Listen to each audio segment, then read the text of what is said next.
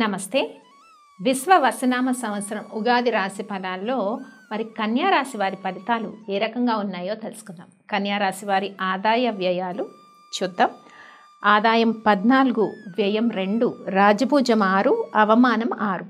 మరి ఈ విశ్వ వసునామ సంవత్సరంలో కన్యా రాశి వారికి కొంత మిశ్రమ ఫలితాలు, కొన్ని శుభ ఫలితాలు కూడా ఉన్నాయని మనం చెప్పుకోవచ్చు. ముఖ్యంగా శని, గురువు ఈ 2 గ్రహాలు కూడా తామ్రమూర్తులుగా, రాహుకేతువులు రజితమూర్తులుగా సంచారం చేస్తున్నారు ఈ సంవత్సరంలో కన్యా రాశి వారికి.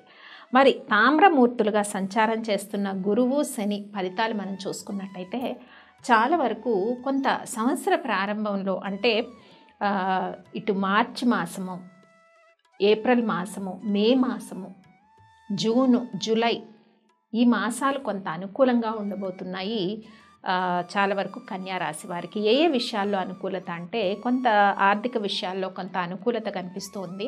ఎవరైతే ఉద్యోగ ప్రయత్నాలు చేస్తున్నారో వాళ్ళకి మంచి సత్ఫలితాలు కనిపిస్తూ ఉన్నాయి. అలాగే ప్రమోషన్స్ కానీ, ఇంక్రిమెంట్స్, ట్రాన్స్ఫర్స్ ఎక్స్పెక్ట్ చేస్తున్న వాళ్ళకి అనుకూలంగా ఉంది. అలాగే కాంపిటేటివ్ ఎగ్జామ్స్ రాస్తున్న వాళ్ళకి వీళ్ళకు కూడా అనుకూలంగా ఉంది.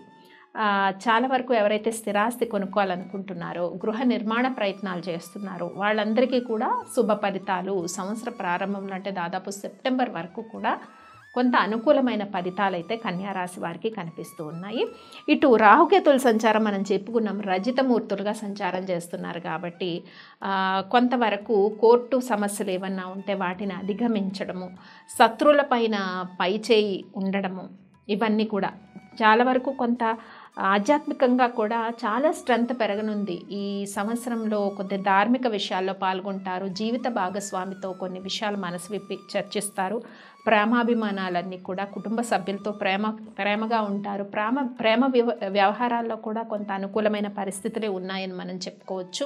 అయితే వివాహం కాని యువకులు ఎవరైతే ఉన్నారో వాళ్ళందరికీ కూడా సెప్టెంబర్ మాసంలోపు కొంత వివాహ ప్రయత్నాలు, సంతానం కోరుకునే దంపతులకు మంచి శుభ ఫలితాలు ఉన్నాయని మనం చెప్పుకోవచ్చు. కన్యా రాశి వారికి ఈ సంవత్సరంలో ముఖ్యంగా డిసెంబర్ మాసంలో కొంత ప్రతికూలమైన సిచ్యువేషన్స్ ఉన్నాయి. ఆరోగ్య సమస్యలు పెరిగే అవకాశం కనిపిస్తుంది. సడన్గా అనారోగ్య సమస్యలు, మానసిక ఒత్తిడి, కొంత ధన నష్టము, ఇవన్నీ కూడా డిసెంబర్ మాసంలో కనిపిస్తూ ఉన్నాయి.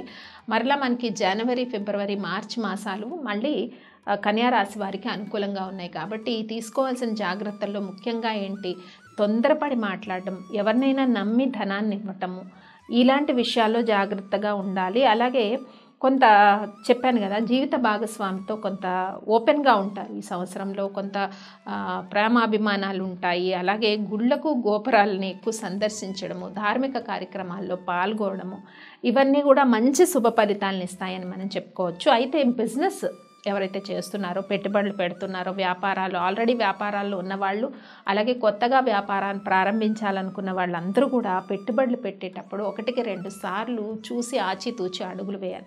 ఇలా వేసినట్టయితే వ్యాపార విషయాల్లో ఎటువంటి ఇబ్బందులు ఉండవు. రైతులకు కానీ, రాజకీయ రంగంలో ఉన్నవారికి కానీ, మీడియా రంగంలో ఉన్నవారికి కానీ, చిన్న పరిశ్రమలు నడిపే వారికి ఎవరికైనా కూడా పెట్టుబడులు పెట్టేటప్పుడు ఒక్కసారి ఆలోచించి ముందుకు అడుగులు వేయటం మంచి పద్ధతి. అయితే ప్రతి విషయాల్లో కుటుంబ సభ్యులతో కానీ, ప్రేమ వ్యవహారాల్లో కానీ, స్నేహితులతో కానీ కమ్యూనికేషన్లో ఉంటే చాలా మంచిది. కమ్యూనికేషన్స్ తగ్గినట్టయితే ఇబ్బందులు ఎదురవుతాయి.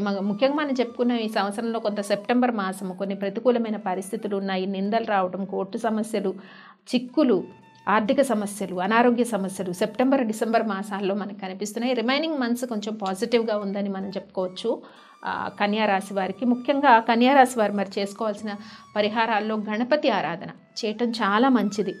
ఎంత మీరు గణపతి ఆరాధన చేస్తే అంత మంచిది. అలాగే హనుమాన్ చాలీసా పఠించడం ఒకటి, గణపతి ఆరాధన చేస్తే సోమవారాలు చేయండి గణపతి ఆరాధన, మంచి శుభ ఫలితాలు ఉంటాయి మరి కన్యా రాశి వారికి.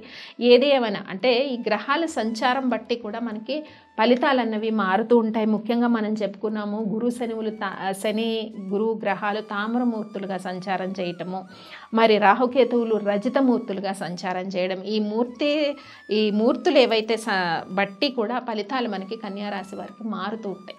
కాబట్టి ఈ రకమైన ఫలితాలు అయితే ఈ సంవత్సరంలో ఉన్నాయి. మరి తీసుకోవాల్సిన జాగ్రత్తల విషయాలు ముఖ్యంగా చెప్పుకున్నాను. సెప్టెంబర్, డిసెంబర్ మాసాల్లో కొన్ని సమస్యలు, ఇలాంటి సమస్యలు ఎదురవుతున్నాయి. అలాగే గృహిణుల విషయానికి వస్తే కొంత జీవిత భాగస్వామి ఇందాక చెప్పుకున్న మానసిక అశాంతత కనిపిస్తే కుటుంబంలో ఏ విషయాలు కూడా దాయకుండా ఓపెన్గా మాట్లాడడం. అలాగే విద్యార్థులు కూడా ఉన్నత విద్యకై చేసే ప్రయత్నాలన్నీ కూడా మంచి సత్ఫలితాలను ఇచ్చే విధంగానే మరి ఒక రకంగా కన్యా రాశి వారికి కనిపిస్తూ ఉందని మనం చెప్పుకోవచ్చు. మరి మీడియా రంగము చెప్పుకున్నాము, రాజకీయ రంగము, అలాగే మార్కెటింగ్ రంగము, వైద్య రంగాల్లో ఉన్న వాళ్ళకి కూడా చాలా వరకు ఈ ఫలితాలన్నీ కూడా వర్తించే అవకాశం ఉంది. మరి కన్యా రాశి వారు చేసుకోవాల్సిన పరిహారాలు ఏంటో కూడా తెలుసుకున్నాం కదా, అవన్నీ మీరు పాటించండి.